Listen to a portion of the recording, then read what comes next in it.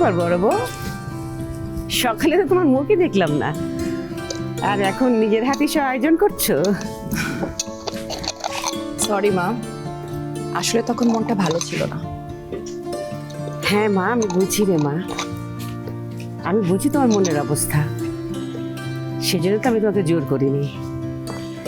আর এখন হাসি মুখে সব করছো দেখে আমার খুব ভালো লাগছে মা। মা, নাহিয়ান ফিরে এসছে, আমার যে কি ভালো লাগছে। আমাদের উঠে দাঁড়াতে হবে। হেভি স্পিড, সকল অন্যায়ের বিরুদ্ধে রুখে দাঁড়ানোর এনার্জি পার্টনার। আর সাথে করে ওই মেয়েটাকে নিয়ে আসেনি, তাতে আমি আরো বেশি খুশি হয়েছি। হ্যাঁ খুশি তো আমিও, কিন্তু নাহিয়ান এত সহজে ফিরে আসবে এটা কিন্তু আমি ভাবিনি। আমার বিশ্বাস হচ্ছে না, কোথাও একটা খটকা লাগছে। আর মেঘা কোথায় আছে, কিভাবে আছে, সেটা কিন্তু আমাকে ভাবাচ্ছে।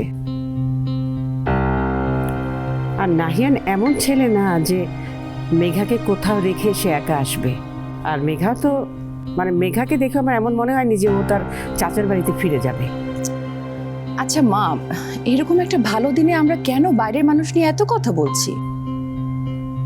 আপনার কথা শুনে তো মনে হচ্ছে যে নাহিয়ানকে নিয়ে আপনার প্রেডিকশন ঠিক হয়নি বলে আপনি কিছুটা অসন্তুষ্ট হয়েছেন।